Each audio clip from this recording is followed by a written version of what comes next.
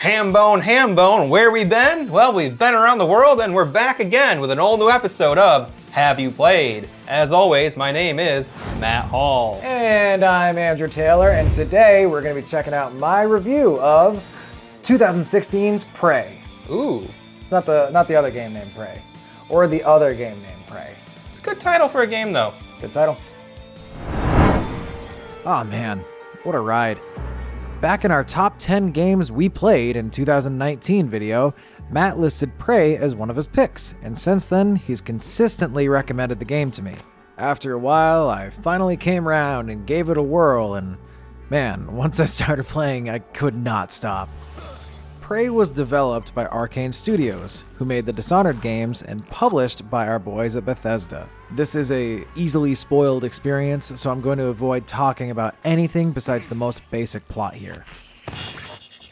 You are Morgan Yu, a very talented science and tech person. Your brother, Alex Yu, finally convinces you to join him at Talos 1, a research laboratory in space owned by TranStar. It's like an American megacorporation. It was funded by the JFK administration in this alternate timeline where his assassination was unsuccessful. As you're being onboarded to travel to Talos 1, something went screwy, and before you knew they were trying to kill everyone. It's my coffee. It's empty. Listen, I know that's vague, but I feel that's mostly all I can say about the story without getting into spoilers. From this point on, you must do whatever you can to survive on Talos 1. You find friends, enemies, and make choices that have a lasting impact on your playthrough. The story and gameplay are extremely strong in Prey.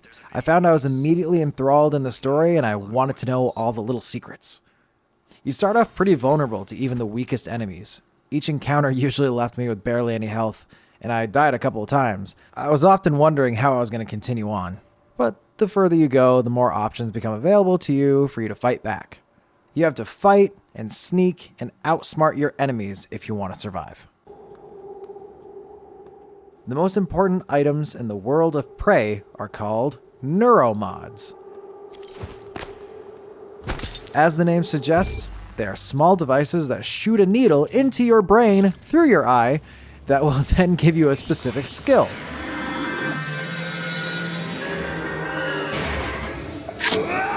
You could learn to be the greatest piano player in under 5 minutes, though for the gameplay, Neuromods act as a sort of talent tree, allowing you to increase your human abilities, and then eventually something even more powerful.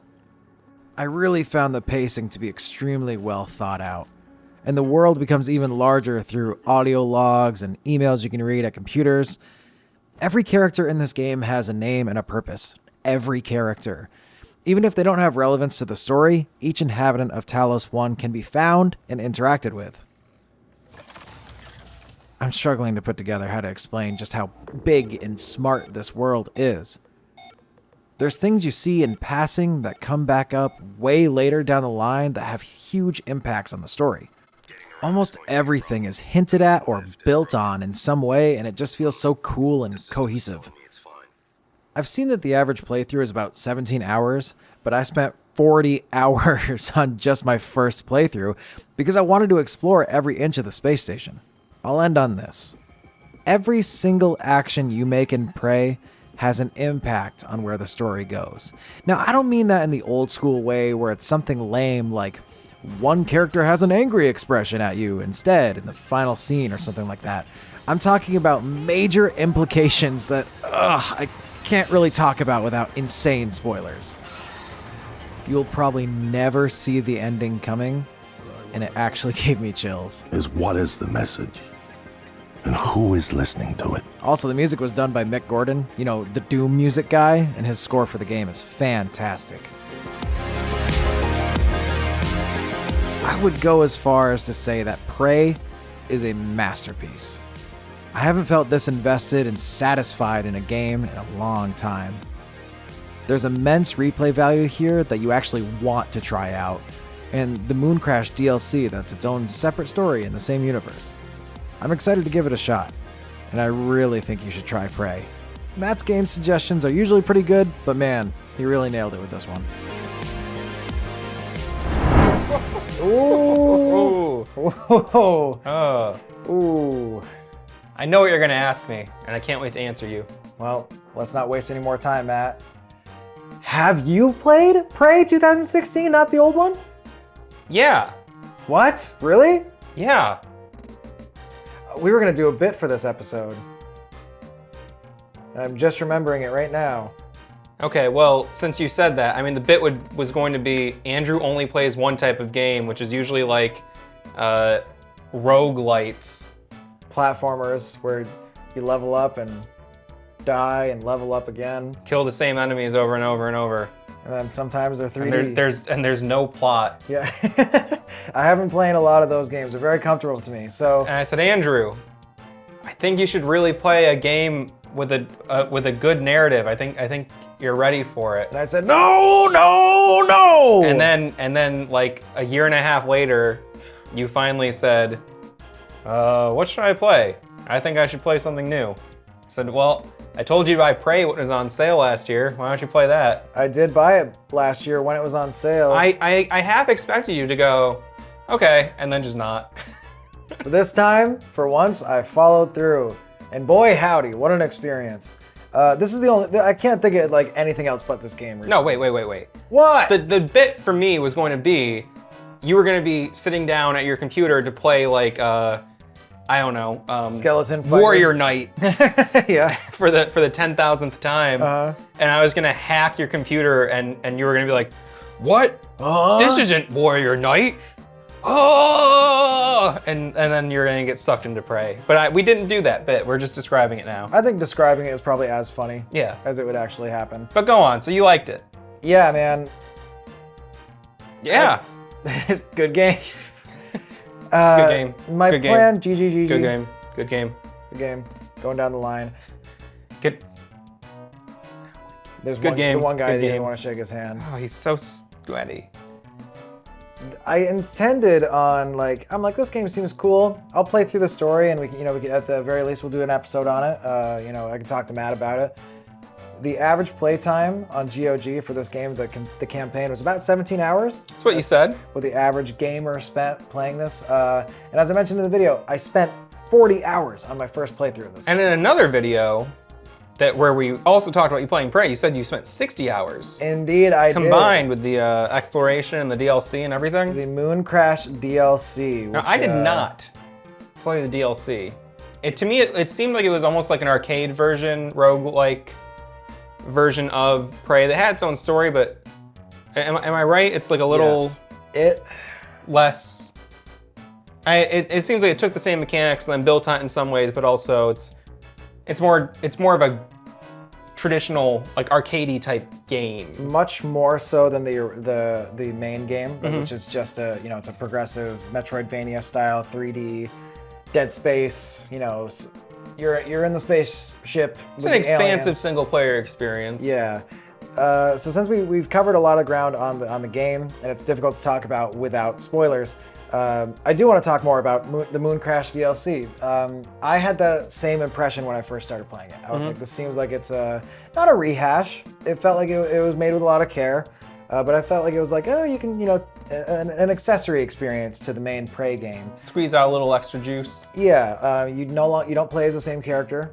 I do want to avoid spoilers because it does tie in directly to the main game.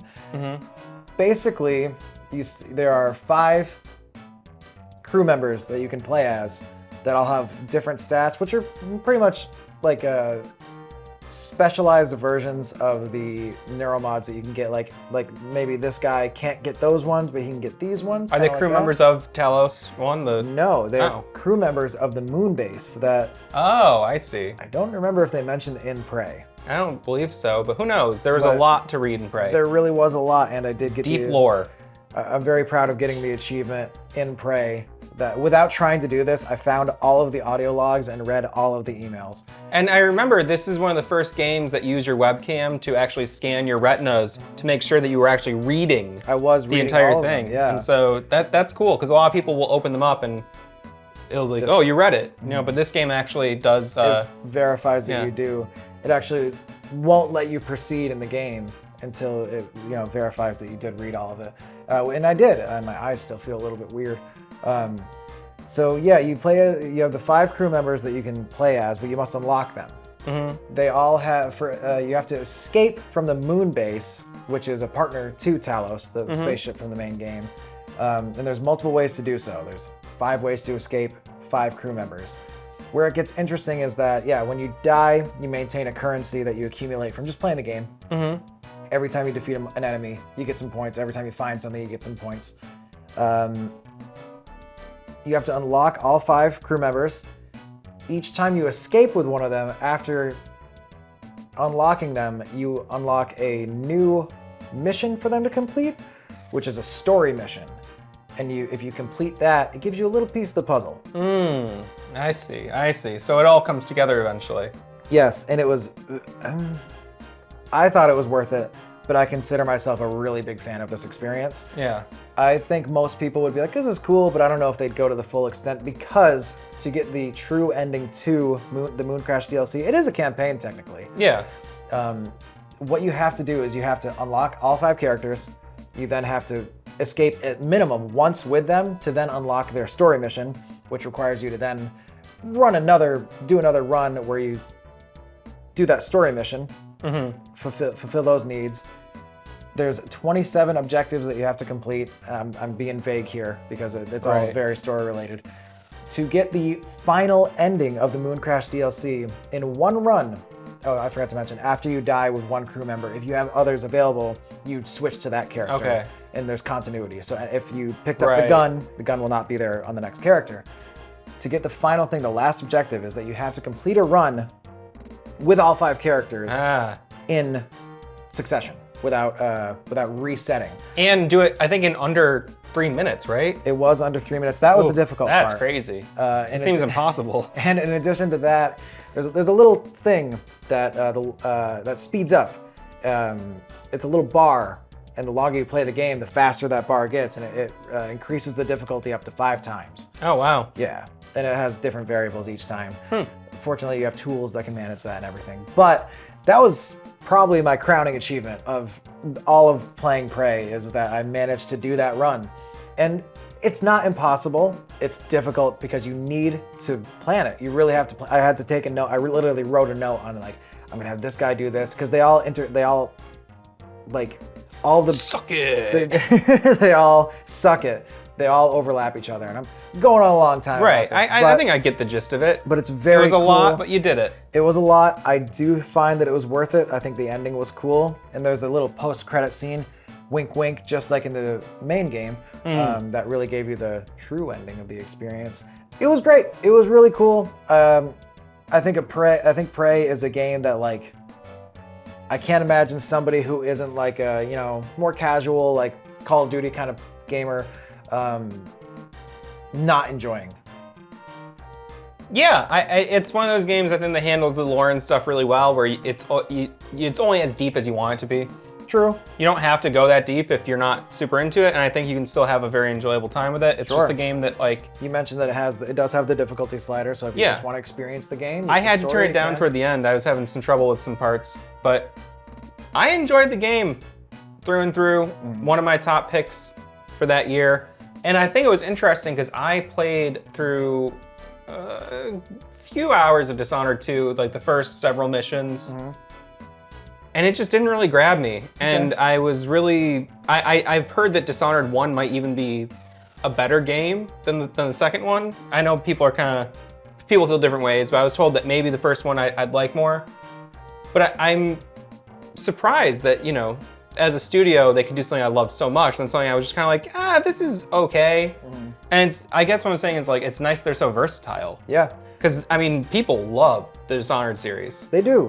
Jordan Hill, collaborator of the show, Jordan Hill, he loves Dishonored, and I played it as well. I played most of the way through the first one. I thought it was really great. And there's the arcane DNA in all those games. There's like a vibe to it. I do want to, after playing so much Prey, I'm gonna jump back into Dishonored. I think I'm gonna do it. But I don't think I mean, I'm sure you'll find stuff you like about it, but I like the fact that it's like, different enough while still maintaining an identity that you can tell is that studio's. Ironically, there was a promo when Dishonored 2 was scheduled to, when it was about to come out on Steam, that if you purchased Dishonored 2, if you pre-purchased it, you got Dishonored 1 for free. And I did that. And I played Dishonored 1. That was like when I first built this old PC right here. Oh, that's what that is? That's part of what it is, yeah. That was a fish tank. It doubles as that. I like to use it as that sometimes. When I first built that PC, Dishonored was one of the first games I got. And I played it so much. But I did play it so much that I never played the second one. I felt like I was, I got through the experience. And I just got fatigued. Not that it was bad, I don't know, you play like 30 hours or something, you're like, let's try something else. You've had some time. I'm gonna jump back into Disturbed. I think they're a cool band. I'd like to go through their discography. I'll probably listen to them while playing through Dishonored 1 again. But in addition to all these great games that we've mentioned today, Matt, I've been wondering. What's my favorite Disturbed song? Yes. Probably Blood in My Eyes is one that holds up surprisingly well. Is that the one where he's talking about dropping plates on your ass? I don't remember that line. Okay. It is a really weird Disturbed line. Dropping plates on your ass! Huh. I don't know what that means. I'm almost wondering if you misheard him, but maybe not. Dropping plates on your ass. Hey, what have you been playing lately? Well, Matt, I've been playing this really great game. It's another 40K game. It's another 40K mobile game? It's not. Yes, actually, it is. I didn't realize it until I purchased it. Actually, I think it's free to play. It is free to play. But is it a mobile game? It is. Okay. But you can also get it on PC. Let's see. Clearly made for mobile. It's the 40K Horus Heresy card game. I don't remember exactly what the title's called. Horus Heresy. He's one of my favorite wrestlers from the 90s. Yeah? Yeah. I remember he had that really intense cage match against Kevin Hart. So this game it's just like a... I haven't played a ton of it. I just started playing it. I don't know if I'm going to stick with it. I don't play a lot of those card games like Gwent or Hearthstone. It just seems like it's the kind of quick and easy 40K reskin of those games. I remember I didn't realize that it was it was made for mobile, as a lot of those games are, but then it has a port to PC. But when I loaded it up, all the assets were really strange. They were like oddly large and basic, and I was like, this is really weird. And then after playing it a little bit, I was like, oh, this is a mobile game, and I was playing on my PC. It's cool. It takes you through the story, roughly, of the Horus Heresy, which is kind of like the story arc that sparked the events of, modern 40K. Of course. Matt's really into it. It's a card battle game. I don't know. I've seen that cool painting. What's that? There's like a painting of one of the moments, an iconic moment in that storyline. Is it where Horus slews the Emperor? Yeah. It's a cool image. It is a very cool image. And not to nerd out too much here, but once you learn a little bit, once you dig in a little bit to the story and you can see the little Easter eggs in that picture, it's pretty cool. But yeah, if you like I always say this, if you like 40K and you happen to like Hearthstone, it's worth a shot. It's free. Maybe there's a bunch of microtransactions. I don't know. I'm not really that far into it. There has it's all to right. be. It's a cool way to experience the story. It has voice narrate. I don't think there's any cinematics, but there's little speech bubbles with dialogue. It's all right. Cool. What have you been playing recently, man? Oh, well, I've been revisiting a game from my childhood, a game that I rented from the Blockbuster video when it came out back in, I think, 94, 95. Okay. I'm playing Chrono Trigger, the PC port, which is, I think, a port of the PlayStation port. Yeah. Which had... One of the Chrono Triggers had more features? Well, one of the versions did? It had animated cutscenes. Yeah. With the character designed by the guy whose name I can't remember. Akira Toriyama. Yes. Creator of Dragon Ball. That shit you might heard confused of that. me so much as a kid because Me I was too. exposed to Dragon Ball at a very early age. I probably told this story. We had an exchange student or a kid that was from Japan.